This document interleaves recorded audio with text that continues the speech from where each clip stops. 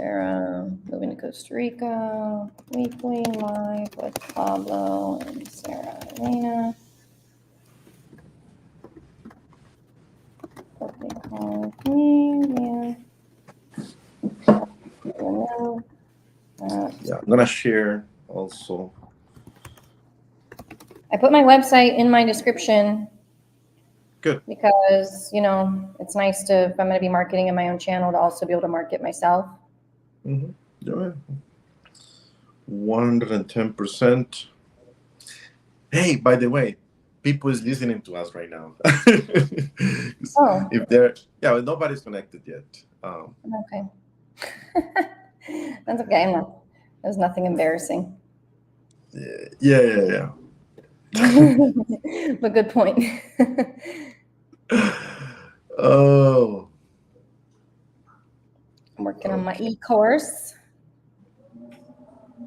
That's exciting. Let's talk about that. Yeah. E-course. It's going to be awesome.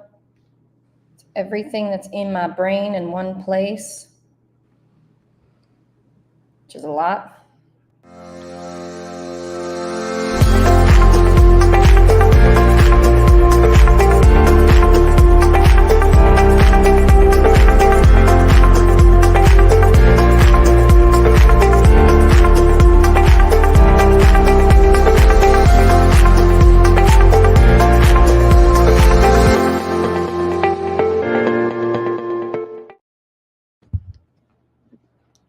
Hello, good morning. This is Pablo Arias with International Relocation Partner, and with me, as always, every Friday, Sarah Elena, our relocation expert. We're happy to be here, and we're trying to connect with the community and answer, questions. We get questions all the time about how to move to Costa Rica. What's like moving into Costa Rica, or maybe what are some towns, what are some of the challenges you guys may have, and then you guys may have questions for this. Sarah, please introduce yourself. We already have Tamara Freno saying hi. Let's just go and have a little conversation with our audience, and also, to share some of the things you're doing. I hear that you are doing the online training course about moving to Costa Rica. So let's talk about that. Yes. So if some of you are watching from the group and don't know me, this is published in my Facebook group and my YouTube channel. So thanks for joining. I have a relocation company here in Costa Rica. So we help people with relocating, scouting trips, all of it very one-on-one, very customized to that person. So that's a lot of what we do mainly, but we do a lot of other fun things. So, we've had the retreats. The last one was awesome. So we're going on to retreat number 7, I believe, this March. Yeah, it'll be retreat number 7. So we started those a few years ago. I can say they're getting better and better over the years, which I'm really excited about. So this March one's already more than halfway booked out. Like, we only have a few tickets left. So, and I've been booking a few more this week. Yeah, it's been awesome. And it was so great to see everyone last retreat, just everything they got out of it. They gave us feedback on, what we can improve on, what went really well. How the experience was for them. So that was really cool. So I'm getting more excited about those retreats now as well, because I'm seeing the impact that they're having on people. And it's cool for people to come, join, get to meet with others in person. And, because I always say, like, I deal with people who are moving every day, but a lot of the people that we work with, they're the only ones that they know that are moving to Costa Rica. So they might feel a little bit alone in it. Or, yeah, they might be in the Facebook groups, but that's, all online, pretty impersonal. So to actually meet other people in person who are moving, meeting professionals like you and some of my favorite people that I work with, that's always a good time. And so that's definitely a different experience. And then, I kind of offhandedly mentioned the online course. So this online course I've been working on for, I guess, probably like over a year now. Yeah. I work on it as much as I can. And then when things get outdated, I have to go in and replace the video. But it's an online course that's already available to the people who are in our relocation program as like an extra support. But it's I haven't exactly decided what I'm going to name it yet. I think I'm going to name it like the DIY move, like kind of the do-it-yourself. Some people don't. Yeah, the do-it-yourself move to Costa Rica. So a lot of people don't want us to hold their hand through the whole process, and they kind of want to do it on their own. So this course that I'm creating is going to actually take people through the steps on how to create their roadmap, how to create their timeline, so they can go for, okay, I want to move. where do I start? What do I need to be doing? And they should be pretty well equipped with all the information. Plus, I think I'm going to include like weekly calls for 12 weeks, weekly group calls where we can have face-to-face time too to answer any questions that come up. So that's exciting. So I'm hoping to launch that soon. So I'm just kind of got to do some more filming for it. And I think it's pretty much ready. It's as ready as it'll ever be. Amazing. That's amazing.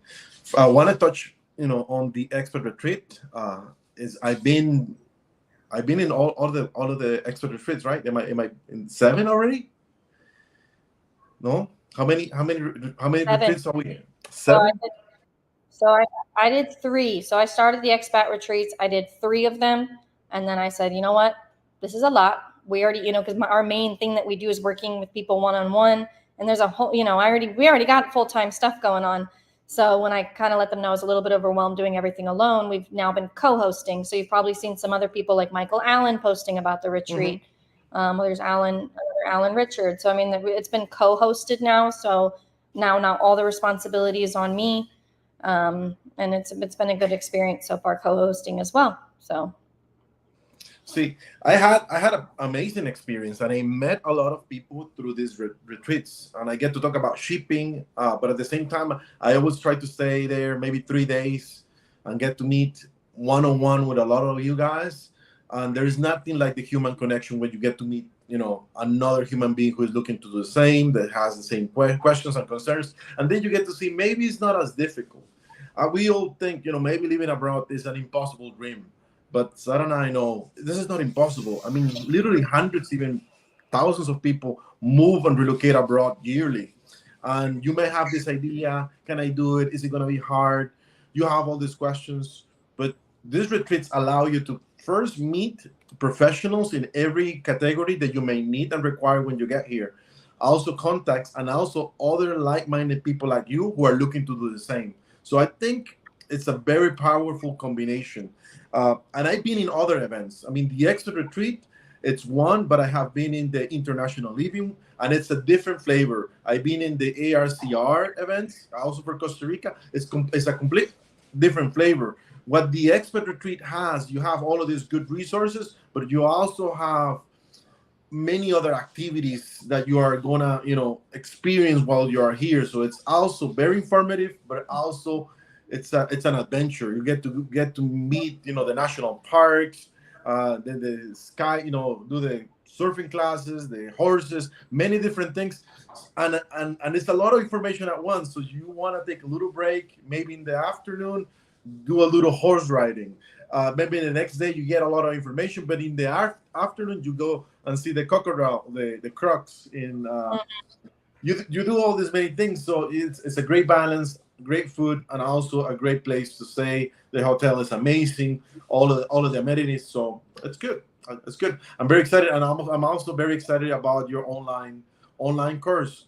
I mean, it's a lot of things you need to know when you're moving into Costa Rica, and be able to have it online at any time and just go at your own pace. I think is also very, very useful. Absolutely. If I had to give, let's say, moving can be complicated, of course, but I think some people do tend to overcomplicate it. I see people, you kind of get started on you get in the Facebook groups, you start reading articles, and you kind of go down some rabbit hole. So I think sometimes there's a lot of information that maybe someone doesn't need. They don't need all of it. I mean, it's good to have as much as you can, but then I think sometimes people might get into information overload and they might become so overwhelmed and they don't think that it's doable. But I mean, with just a few simple things, it definitely can be doable for sure. And there's some things that you definitely should absolutely evaluate. I think I might start doing some webinars too, to actually talk about those items too, at least the most important things that should be evaluated before you even think about moving. We have a comment. It's not a question. It's not really a question, but it's a comment from Mrs. Freno. Basically, she went and did this boat around through Los Pinos at the north border with Nicaragua. And then she said the gentleman got angry of her, and then she only got 60 days stamp on her passport. I do have to say a few things about this. Dealing with the police, the authorities, customs police, or immigration, you always, this is my personal advice. if you have to go and stamp a passport at any border in any country. I'm always very happy, very smiley, very like you want them to help you. And oftentimes we come with the attitude, and I'm not saying this is the Maria's case. I'm just saying in general. We bring, we're coming to another country. It's just happened to me and my friends in Mexico about a week ago. I got into the country just fine, but I'm a happy person and I smile for no reasons. Like, hey, how are you? That's me. Hey, how are you? All the time. So that's how I go through this immigration officer. But the people that they were with me, they were like tired after hours of flying, and it was so they were like, yeah, here's my passport. Then they asked a few questions. So where are you gonna stay?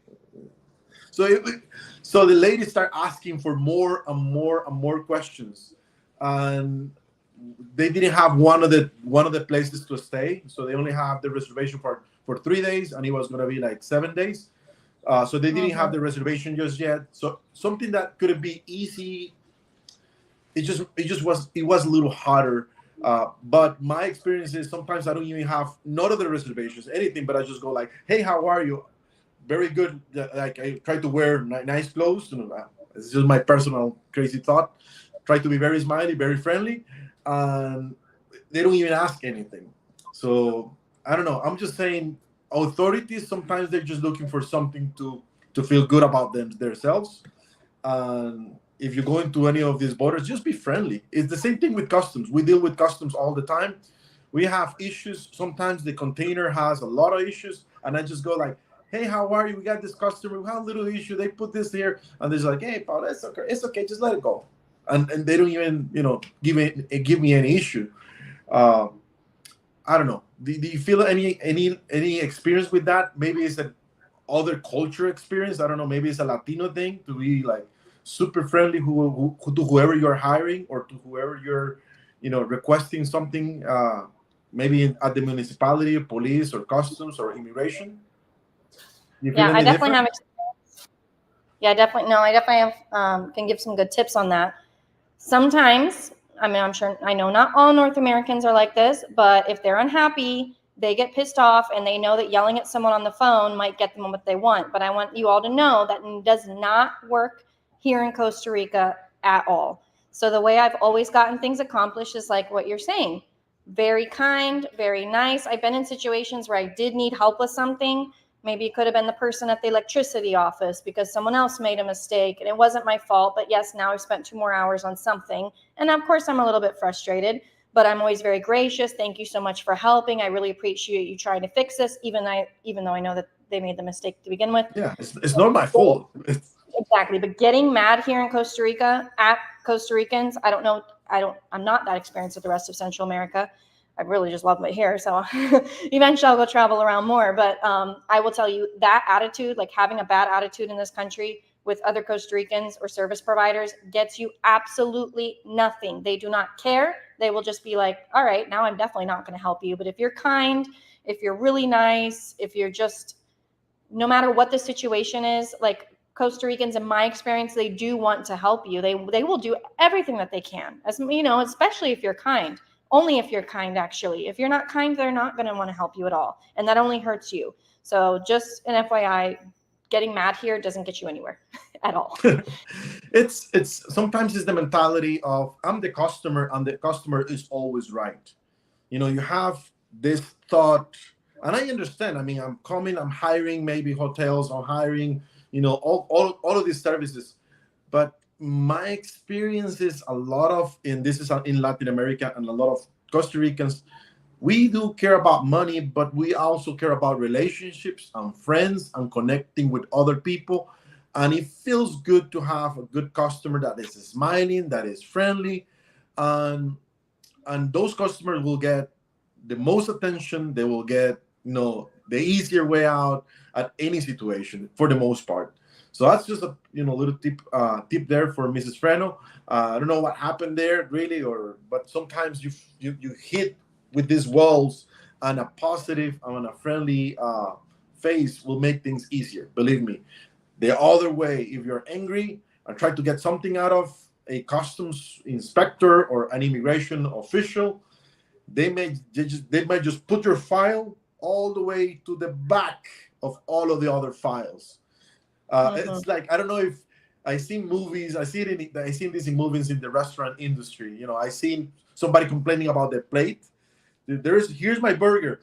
It has onions. I order no onions, and he was like very angry. And they take, no worry. They take the plate back to the kitchen, take the onions out, and they spit on the burger, and they close the burger, and then take it back to the customer. I seen it in movies, but it's kind of like if you're not a nice customer, you may not get a nice service, and that's, I don't know. It's just, to me, it's common nature. Maybe it's because I'm a Costa Rican or whatever, but I've seen it in other places as well. Even though you may get an excellent service in other countries, if you're not connecting properly with somebody, you may not get the very best. Anyway. Exactly. And thanks, Josh, for your comment. And your input. So Joshua is an excellent real estate agent in the Central Valley area. He also serves some other areas of the country. So we're very much in contact, and I appreciate you joining our live and adding in. And he's got a lot of experience here in the country as well. So he says it's true. Yeah. I would believe him. So we're doing a lot of things. So you guys know we're doing a lot of different things. We're trying to, and this is like Pablo and Elena and people like Josh and other service providers. We want to build a community. So we want to build and connect other people to help us. I understand as a small business owner that I cannot do everything. So I'm always looking to refer people to other service providers that are good to the community, and I'm also looking to do things with the service providers like this, Q&A, or maybe we're doing on every Wednesday we're doing Spanish classes. So at 3:30, you want to improve your Spanish before you get to Costa Rica. We're doing that for free. 3:30 Costa Rica time, 4:30 Panama time. So we're doing a lot of different things, and this is all under one umbrella. It's called theexpatcommunity.com, and all of those resources and links to all of these providers and links to Sarah and to everything we're doing. It's all at theexpatcommunity.com as well. So that's what we're doing. So if we don't have more questions or comments, do you have anything else to add, Sarah? No, I don't think so. I think it's Friday. I wish everybody a happy Friday, a happy weekend. I hope whoever celebrated Thanksgiving last week enjoyed themselves. And, we're coming into the winter time. This is a lot of time when I do start getting a lot of phone calls, especially for people they're thinking, oh, crap, winter. Now I got to deal with the whole, I don't want to do this again. I don't want to go through this ever again. So if you don't want to go through winter again, and your goal would be to have your last winter. See, like me, I like to go visit winter. So I go back every year and I visit my family, or else my family would come down very angry if I don't bring their grandchild back to see them. But I like to visit winter and look at it for a bit. And then I'm like, okay, I'm done. So if you do feel like this is your last winter and you're sick and tired of the cold, you are ready to move, like now is actually a great time to be planning that process. A lot of actionable steps are definitely done within 6 months of the move as well. And, we'll work with people who are a year out, a year and a half out even, or if they call us and say, oh my gosh, we just found you. We're moving in a month. We need help. Wow. What do we do? We can work on timelines too. So we do work with people on all kinds of timelines. But yeah, if you feel like this is your last winter, I know it's getting cold there. My mom said it was like 24 degrees Fahrenheit in Virginia one morning. And I said, oh, I don't know about going back to that, but you can always book a call with me, lostsaralena.com/book, or you can just go to my main website and you can see some other things that are there. You can look at the retreats. You can see, about relocation, scouting trips, and hopefully we'll see you down here in Costa Rica. Amazing. And that's one thing I noticed over 14 years of helping people move to Costa Rica is a lot of people make mistakes just because they didn't know some little tiny detail. And it's always a good idea to have an expert with you. It's always, it doesn't matter how much it's going to cost you an expert. It's worth thousands. It was worth a lots of money, be able to know and land the right connections, getting to know who may be a good builder. Sarah just finished building 2 houses, so she's got great connections for that. So all of those details and information that you may be missing out because you just don't know. And I know the spirit of the spirit of the expat is usually a go-getter. It's a person like, yeah, I'm a risk taker, and maybe I can figure it out myself. But believe me, if you just look for good advice and find somebody to help you, like Sarah, it'll save you a lot of time, a lot of headaches, and a lot of money. Yeah, it'll pay for itself. And our packages aren't crazy expensive either. I like to keep things reasonable. So it'll Amazing. definitely. So that's about it for today. It's been 20 minutes. That was so quick. So see you next Friday on our next Q&A. Do we have a Q&A next Friday? What's it gonna be? Is it the 9th? I believe so, right? The 9th of December. Next Friday is the 8th. I mean, yeah, I don't see why not. Yeah. Okay. See you next Friday. I don't have anything on my calendar right now. I should be okay. No. So see you. We're doing once again. We're doing a lot of different things. See you on Spanish classes, free Spanish classes on Wednesdays. Q&A next Friday, and today we are also sending out local news translated into English to your guys' inbox. So see you through the week. Thank you so much, Sarah. See ya.